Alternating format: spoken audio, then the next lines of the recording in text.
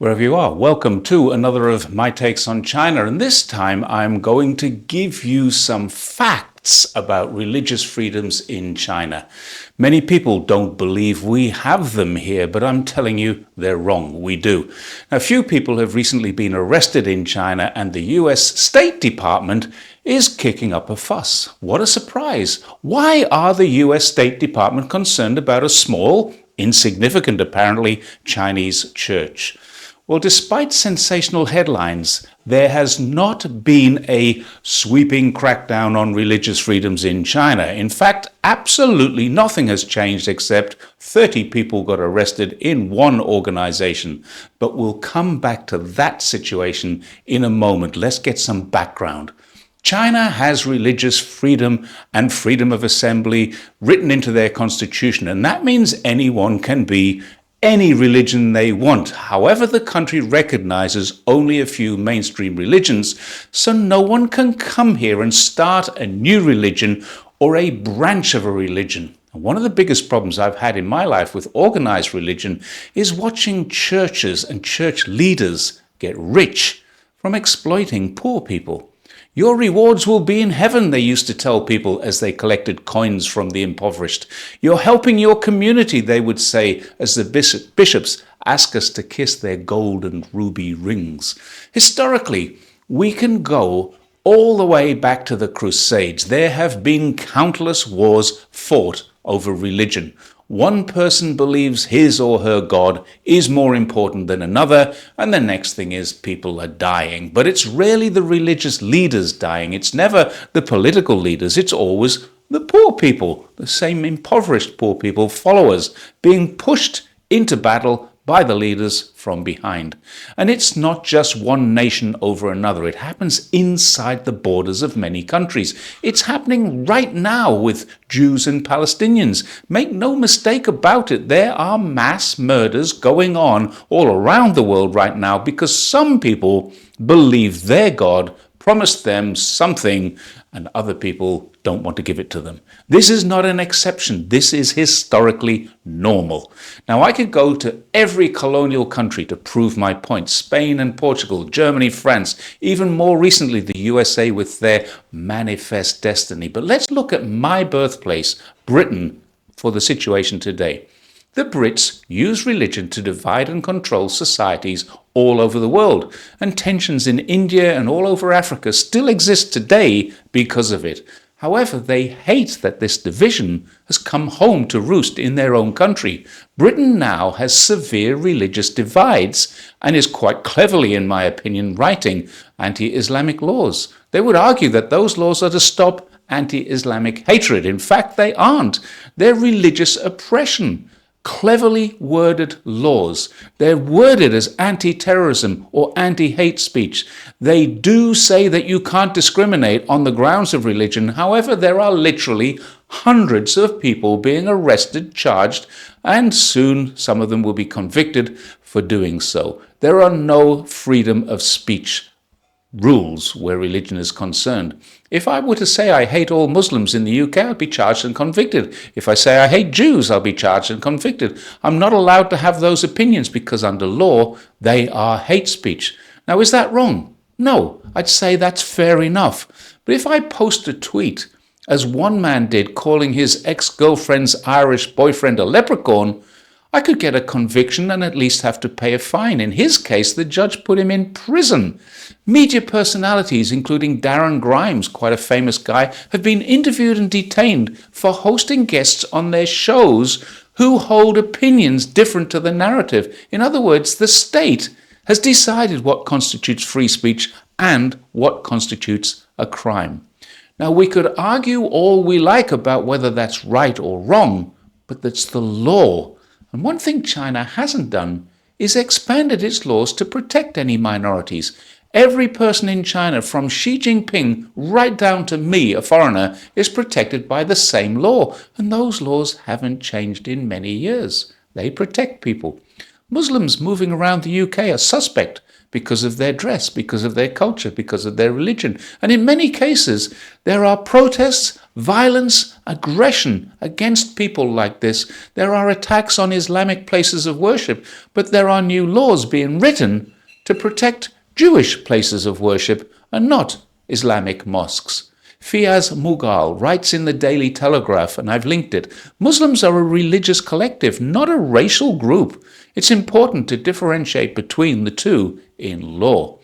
Those British laws, in fact, are far stronger laws than any that China has. And they may say they aren't about religious oppression. The moment you create laws to protect one religion or one ideology, then you are creating laws that oppress another. The Islamic Organization of the United Kingdom has clearly denounced these oppressive laws and publicly asked why special laws need to be written when they already have anti-hatred, anti-crime, anti-violence laws in place that protects the rights of all individuals. And I can't say I blame them.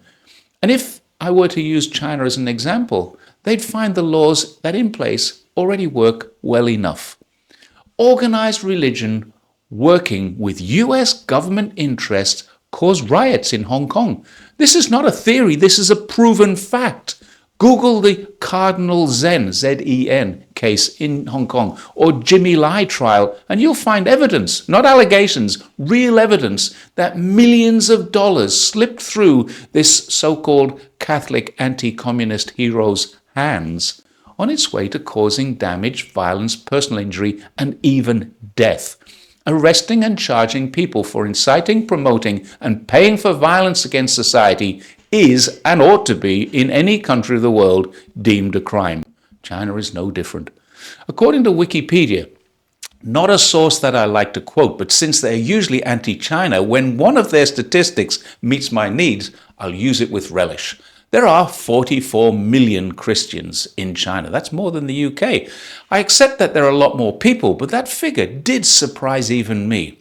There are also about 20 to 30 million Muslims in China, and I've traveled extensively enough through Muslim-populated regions of China, Shanxi, Ningxia, Gansu, and Xinjiang, and I can assure any of you watching this, there's absolutely no evidence whatsoever of a religious oppression. There are mosques everywhere, particularly in Ningxia and Xinjiang, which are autonomous regions managed by Muslims. Buddhism and Taoism are prevalent in every corner of society here. There are temples in every community, and there are at least 3 Christian churches that I know of within 2 kilometers of where I'm sitting right now in my own apartment. So why then, if there is this religious freedom, has China arrested the leaders of the Zion Church? Article 36 of the Constitution states clearly that there is religious freedom in China, but has a very serious clause which states this, and I quote, "Religious groups and religious affairs shall not be subject to control by foreign forces." End of quote. If there's any link between the US or any of its departments and this church, then it will be highlighted and mentioned in any court cases if and when they get there. The Zion Church has a Korean leader, but he's not a foreigner. His daughter is American. Coincidentally, she's married to Bill Drexel, a fellow of the Hudson Institute. Drexel's background includes, and I quote from his own Hudson Institute bio, investigative researches in the surveillance state of Xinjiang, China. Is it a coincidence that the father-in-law of a person who investigates surveillance and makes allegations of oppression in China is the founder of an illegal church in China? I don't know. Drexel is a person who has testified to Congress that there is an ongoing genocide and an AI-centered oppression of Uyghurs in Xinjiang, admitting that he visited the region in 2018 and proving that there's no restrictions on people going there, even people with a background such as his own.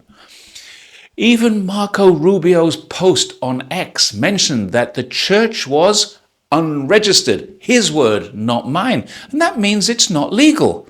That in itself would not get the leadership arrested, but would simply get them warned to register and provide proper business returns, as has already happened to this church in 2018. I've linked this too.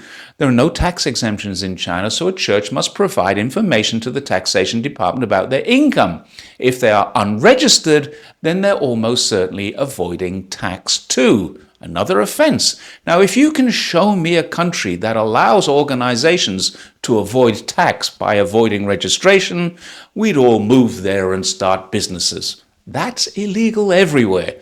What is probably being investigated right now is the source of Zion's church funding. How do 30 leaders of a church that is unregistered find themselves able to operate inside China to build a network of home churches without outside funding? And despite the fact that the State Department will probably deny this, the National Endowment for Democracy openly admits, and I've linked it, it funds religious freedom violations in China. And that admission is what is going to get Pastor Ezra Jin a prison sentence, probably.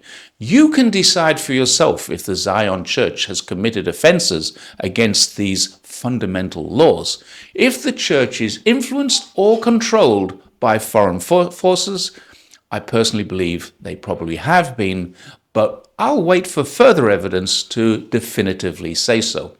Many people in China are suggesting that this Korean-born American pastor working in China is a foreigner and should not be starting religious groups. That fact alone would be proof that this church has broken one law. However, Jin is Chinese.